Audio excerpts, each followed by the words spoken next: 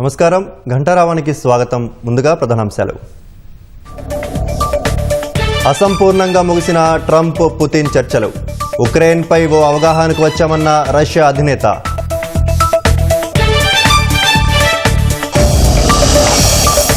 Trump బెదిరింపులకు బెదిరేది లేదంటున్న భారత్. ఆగస్టులోనూ 38% చమురు Russia నుంచే దిగుమతి.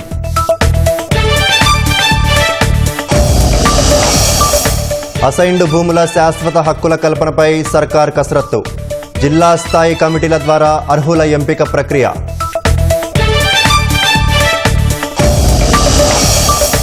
అమ్మతనాన్ని అమ్మకానికి పెట్టిన మరో ముఠా. మేడ్చల్ జిల్లాలో అక్రమ సరోగసి గుట్టురట్టు.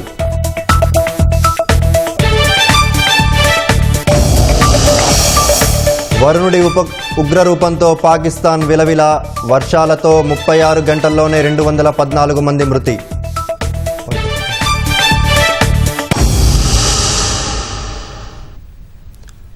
రష్యా ఉక్రెయిన్ మధ్య యుద్ధాన్ని ఆపడమే లక్ష్యంగా అమెరికా అధ్యక్షుడు ట్రంప్, రష్యా అధ్యక్షుడు పుతిన్ మధ్య జరిగిన కీలక సమావేశం అసంపూర్ణంగా ముగిసింది. చాలా అంశాలపై ఏకాభిప్రాయం కుదిరినప్పటికీ మరింత లోతుగా చర్చించాల్సి ఉందని సమావేశం తర్వాత ఇరువురు నేతలు వెల్లడించారు. చర్చల పురోగతిని దెబ్బతీయొద్దని ఐరోపా దేశాలను పుతిన్ హెచ్చరించారు. తదుపరి చర్చలు మాస్కోలో జరపాలని పుతిన్ ప్రతిపాదించగా, అధికారులతో చర్చించి నిర్ణయం చెప్తానని ట్రంప్ పేర్కొన్నారు. ప్రపంచమంతా ఆసక్తిగా ఎదురుచూసిన అమెరికా, రష్యా అధ్యక్షులు ట్రంప్, పుతిన్ల భేటీ సామరస్యపూర్వక వాతావరణంలో జరిగింది. తొలుత ఇద్దరు నేతలు అలస్కాలోని యాంకరేజ్ కు చేరుకున్నారు. అక్కడ పుతిన్ కు ట్రంప్ స్వాగతం పలికారు. ఇరువురు నేతలు కరచాలనం చేసుకుని ట్రంప్ వాహనంలో సమావేశ ప్రాంగణానికి చేరుకున్నారు. ఈ సందర్భంగా విమానాశ్రయంలో ఇరువురు నేతల్ని మీడియా పలు ప్రశ్నలు అడిగినప్పటికీ సమాధానం చెప్పకుండానే వారు వెళ్లారు.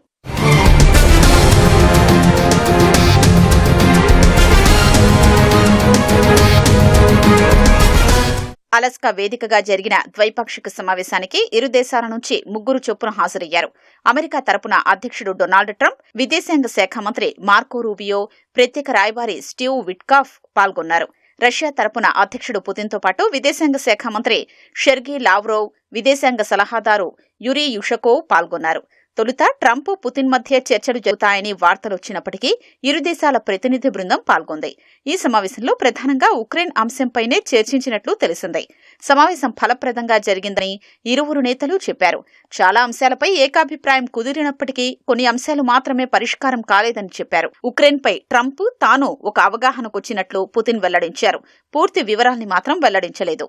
Я согласен с президентом Трампом, он сегодня говорил об этом, что, безусловно, должна быть обеспечена и безопасность Украины. Конечно, мы готовы над этим работать. Хочется надеяться, что достигнутые нами понимания позволят приблизиться к той цели и откроют дорогу к миру на Украине. Мы рассчитываем, что в Киеве и европейских столицах воспримут все это в конструктивном ключе и не станут чинить никаких препятствий. Не будут предпринимать попыток за счет провокаций или закулисных интриг сорвать намечающийся прогресс.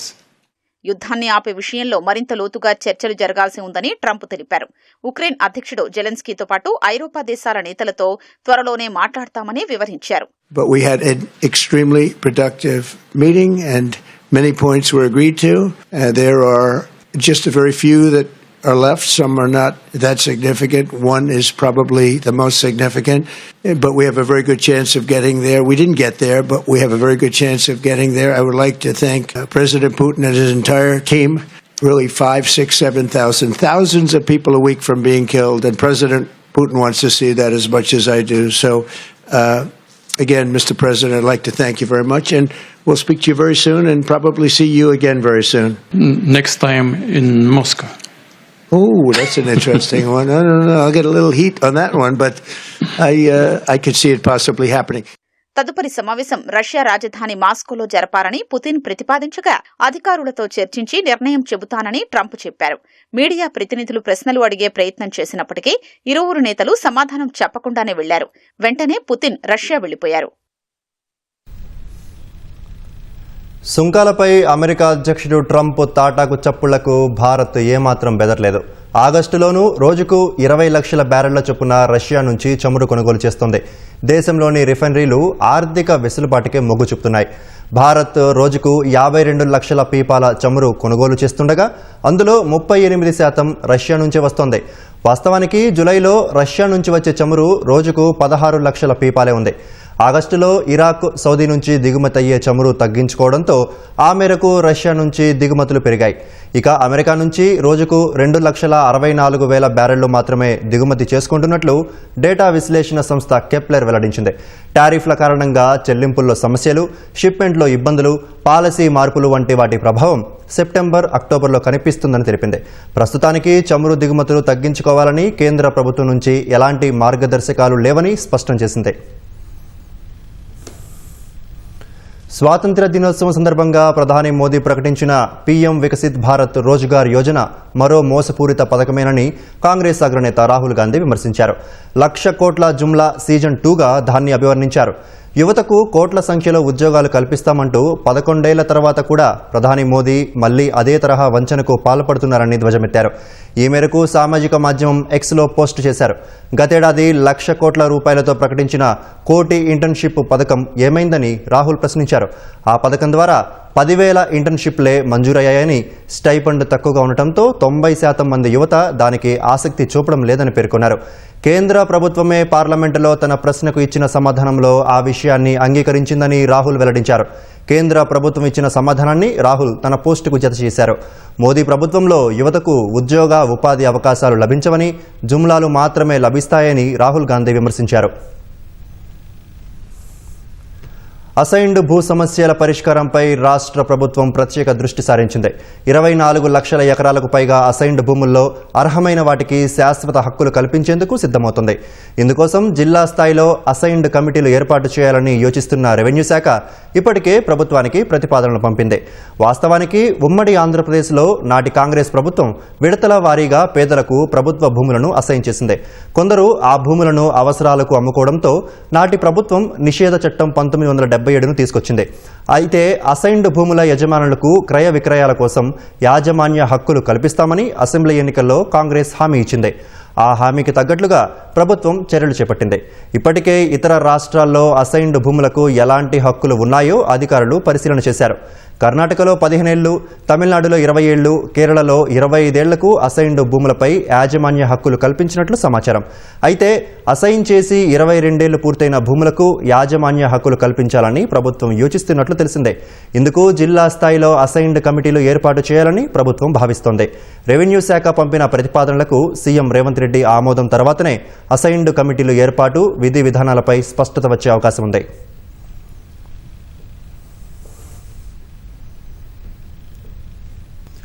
సూర్యాపేట జిల్లాలో వ్యవసాయ యూనివర్సిటీ కోసం మంత్రి ఉత్తమ్ కుమార్ రెడ్డి స్థల పరిశీలన చేశారు.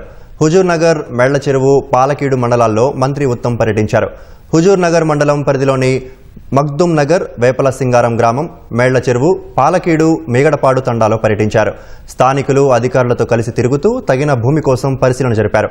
వ్యవసాయ వర్సిటీకి 200 ఎకరాలు అవసరమవుతుందని వెల్లడించారు. 4 స్థలాలు పరిశీలించామన్న మంత్రి ఉత్తమ్ అన్ని అనుకూలంగా ఉన్న భూమిని వర్సిటీకి కేటాయిస్తామని తెలిపారు. కాంగ్రెస్ ప్రభుత్వం పన్నులు పెంచి పేదల నడ్డి విరుస్తోందని మాజీ మంత్రి హరీష్ రావు విమర్శించారు. అసెంబ్లీలో పన్నులు పెంచమని చెప్పిన కాంగ్రెస్ ప్రభుత్వం దొడ్డిదారిన పన్నులు పెంచుతోందని సిద్దిపేటలో మండిపడ్డారు. ప్రతి మోటార్ బైక్పై 3,300 రూపాయల భారాన్ని పేద మధ్యతరగతి ప్రజల మీద వేస్తున్నారని ఆరోపించారు. 2 సార్లు మద్యం, బస్సు టికెట్ల రేట్లు పెంచారన్నారు. పెంచిన పన్నులను వెంటనే వెనక్కి తీసుకోవాలని హరీష్ రావు డిమాండ్ చేశారు. 2 దఫాలుగా ట్రాన్స్పోర్ట్ డిపార్ట్మెంట్లో దాదాపు 2,000 కోట్ల రూపాయల భారాన్ని ప్రజల మీద వేసింది కాంగ్రెస్ ప్రభుత్వం. పోయిన నెల 1,000 కోట్ల రూపాయల భారం వేసింది సర్వీస్ ఛార్జెస్, సర్వీస్ ట్యాక్స్, పెనాల్టీల పేరు మీద. ఇప్పుడు ఈ నెల రోడ్ ట్యాక్స్ పెంచి మరో 1,000 కోట్ల రూపాయల భారం వేసింది. అంటే అసెంబ్లీలోనేమో శుద్ధపూస మాటలు మాట్లాడారు, పన్నులు పెంచాం, లీకేజ్ అరికడతామని. ఇప్పుడు చేసింది ఏంది? సర్వీస్ ట్యాక్స్ పెంచినవు, సర్వీస్ ఛార్జెస్ పెంచినవు, RTA tax, road tax, life tax పెంచినవు, లైసెన్సుల ట్యాక్స్ పెంచినావు, మొత్తం అడ్డగోలుగా పెంచి పడేసినావు. నువ్వు పెంచిందేనా రేవంత్ రెడ్డి? పంచుడు బంద్ పెట్టినావు, పెంచుడు చురువు చేసినావు. విత్తనాల ధరలు పెంచినావు, బస్ టికెట్ల ధరలు పెంచినావు, మద్యం ధరలు పెంచినావు, ఇవాళ రోడ్ ట్యాక్స్ పెంచినావు, ఇంకా రేపో మాపో రిజిస్ట్రేషన్ రేట్లు కూడా పెంచుతారట్టుగా. ఇక పెంచుడు తప్ప నీకు ఇంకేం లేదా? హైదరాబాద్లో జోరు వానకు లోతట్టు ప్రాంతాల్లోకి నీళ్లు చేరాయి. రాత్రి కురిసిన వర్షానికి పలు ప్రాంతాల్లోని రోడ్లపై వరద ప్రవహించింది. కూకట్పల్లిలో చెట్లు విరిగిపడ్డాయి. సికింద్రాబాద్, తిరుమలగిరి తదితర ప్రాంతాల్లో రహదారులు జలమయమయ్యాయి. హైడ్రా, జీహెచ్ఎంసీ మాన్సూన్ సిబ్బంది రోడ్లపై నిలిచిన నీటిని తొలగించారు. హైదరాబాద్లో రాత్రి వాన దంచికొట్టింది. పలు ప్రాంతాల్లో వర్షం కురవగా రోడ్లు జలమయమయ్యాయి. డ్రైనేజీలు పొంగిపొర్లాయి. గాజుల రామారంలో రోడ్లపై నిలిచిన నీటిని హైడ్రా అధికారులు క్లియర్ చేశారు. సూరారం కోడలి వద్ద మోకాళ్లలోతు నీరు చేరి ట్రాఫిక్ అంతరాయం ఏర్పడింది. కూకట్పల్లి ప్రగతి నగర్లో రోడ్డుపై చెట్టు విరిగింది. అక్కడ ఎవరూ లేకపోవడంతో ప్రమాదం తప్పింది. జల్వాయు విహార్లో చెట్టు విరిగి పడింది.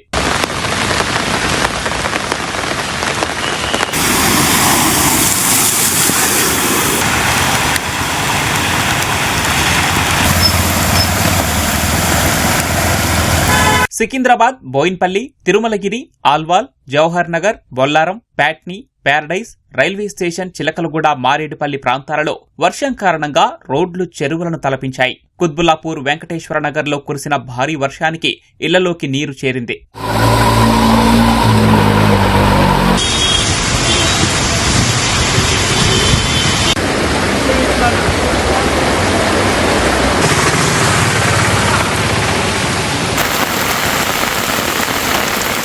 హైదరాబాద్లో రాత్రి 1 గంట వరకు అత్యధికంగా గాజుల రామారంలో 8 సెంటీమీటర్ల వర్షపాతం నమోదైంది. జీడిమెట్లలో 7.5, చింతల్ షాపూర్లో 7.2, కుత్బుల్లాపూర్లో 6.8, ఆల్వాల్లో 5.1, బాలానగర్ 4.9, శేర్లింగంపల్లి 4.8, మూసాపేట్ నాచారంలో 4.1 సెంటీమీటర్ల వర్షపాతం నమోదైంది. మిగిలిన అన్ని ప్రాంతాల్లో ఓ మోస్తరు వర్షం కురిసింది. ఇవాళ సైతం రాష్ట్రంలోని పలు జిల్లాల్లో వర్షం కురిసే అవకాశముందని వాతావరణ శాఖ తెలిపింది. హైదరాబాద్లోని హుస్సేన్ సాగర్ సమీపంలో వింటేజ్ క్లబ్ నిర్వహించిన వింటేజ్ కార్లు, బైక్ ప్రదర్శనకు సందర్శకులు తరలొచ్చారు. ఈ ప్రదర్శనలో 2వ ప్రపంచ యుద్ధంలో ఉపయోగించిన ద్విచక్ర వాహనాలు, వీటితో పాటు ప్రస్తుత కాలంలో వాడుతున్న మోడల్ వరకు 100కు పైగా మోడల్ వింటేజ్ కార్లు, ద్విచక్ర వాహనాలను ప్రదర్శనలో పెట్టారు. దీంతోపాటు 1952కు చెందిన సూపర్మేట్ 700 బైక్, 1934కు చెందిన Austin car, land cruiser car, Norton bike, Willys jeeps ఇలా చెప్పుకుంటూ పోతే ఎన్నో వింటేజ్ వాహనాలు సందర్శకులను కట్టిపడేస్తున్నాయి. నాటి తరపు అపురూపమైన కార్లని నేటి తరం వాళ్ళకి చూపట్టేందుకు ప్రదర్శన ఏర్పాటు చేశామని నిర్వాహకులు తెలిపారు.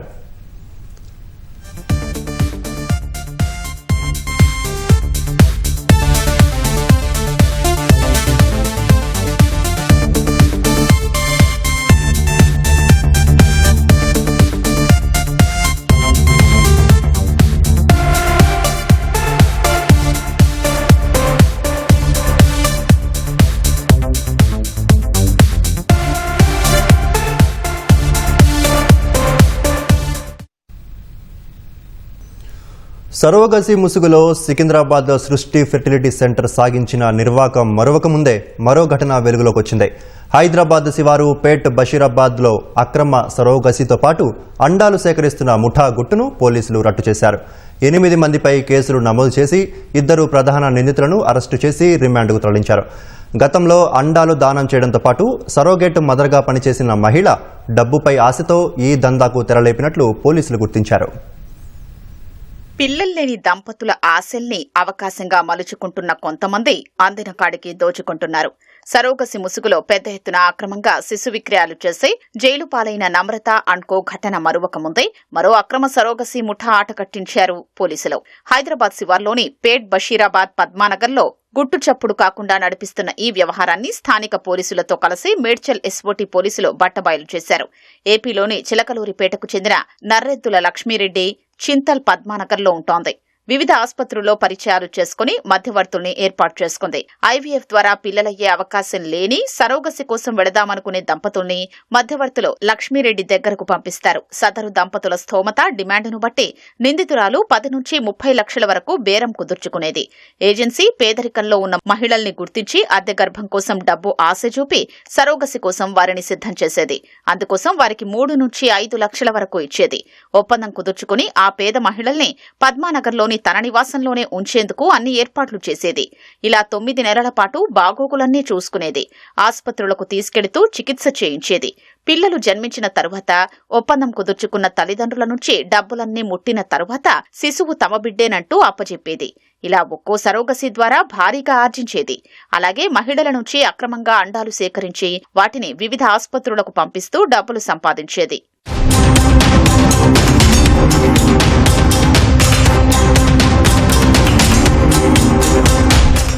ఈ మొత్తం వ్యవహారం గురించి పోలీసులకు విశ్వసనీయ సమాచారం అందడంతో లక్ష్మీరెడ్డి నివాసంలో సోదాలు చేశారు. 3 సరోగసీ గర్భిణుల్ని, 3 ఎగ్ డోనర్లతో పాటు ప్రధాన నిందితురాలు లక్ష్మీరెడ్డి, ఆమె కుమారుడు నరేందర్ రెడ్డిని అరెస్ట్ చేశారు. ఈ 8 మందిపై కేసు నమోదు చేసి లక్ష్మీరెడ్డి, నరేందర్ రెడ్డిల్ని రిమాండ్కు తరలించారు.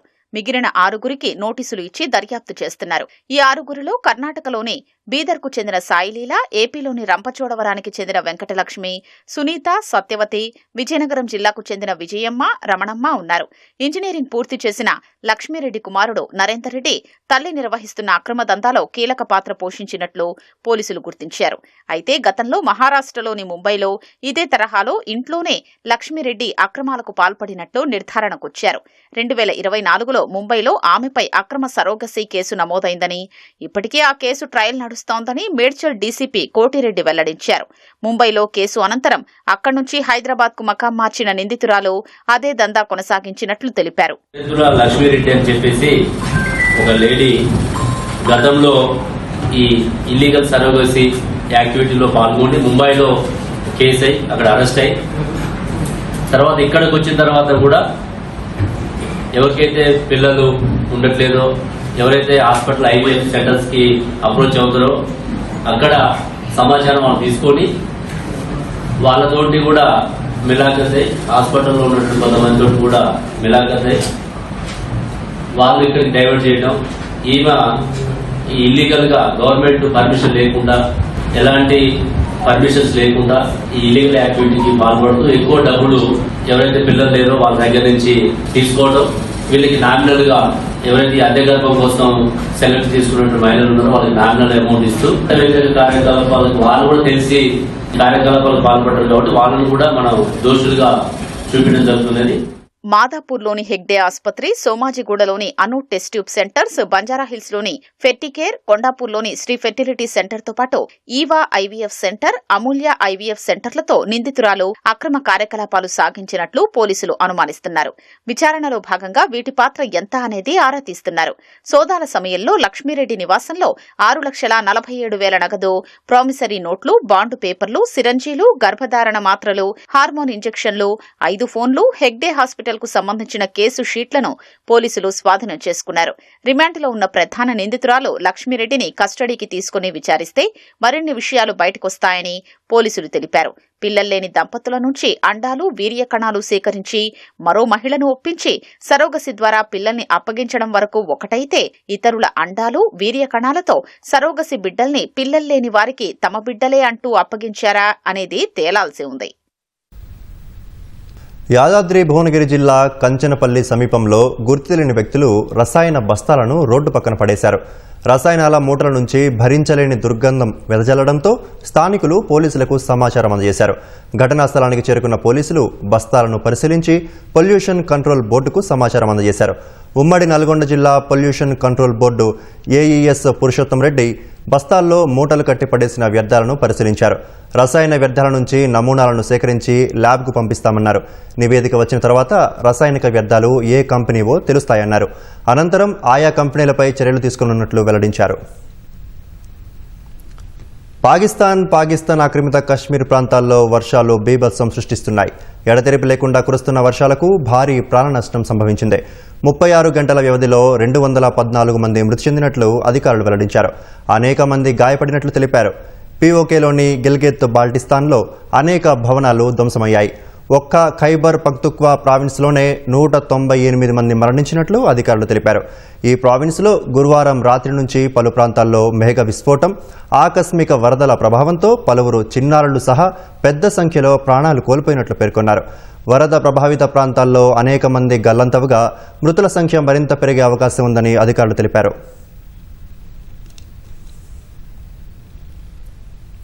విక్టరీ వెంకటేష్ మాటల మాంత్రికుడు త్రివిక్రమ్ కలయికలో తెలుగు సినీ అభిమానులంతా ఎదురుచూస్తున్న చిత్రం లాంఛనంగా ప్రారంభమైంది. హారిక హాసిని క్రియేషన్స్ పతాకంపై రాధాకృష్ణ ఈ చిత్రాన్ని ప్రతిష్టాత్మకంగా నిర్మిస్తున్నారు. మాదాపూర్లోని నిర్మాణ సంస్థ కార్యాలయంలో పూజా కార్యక్రమాలు నిర్వహించారు. వెంకటేష్, సురేష్ బాబు, త్రివిక్రమ్, రాధాకృష్ణ, నాగవంశీ హాజరై కొత్త చిత్రానికి కొబ్బరికాయ కొట్టారు. Suresh Babu camera switch on చేశారు. త్వరలోనే చిత్రీకరణ ప్రారంభించనున్నట్లు చిత్ర బృందం తెలిపింది. మళ్ళీ నువ్వు నాకు నచ్చావు తరహాలోనే ఇంటిల్లి పాదని అలరించేలా చక్కటి కుటుంబ కథతో వెంకీ త్రివిక్రమ్ సినిమా ఉంటుందని వెల్లడించింది.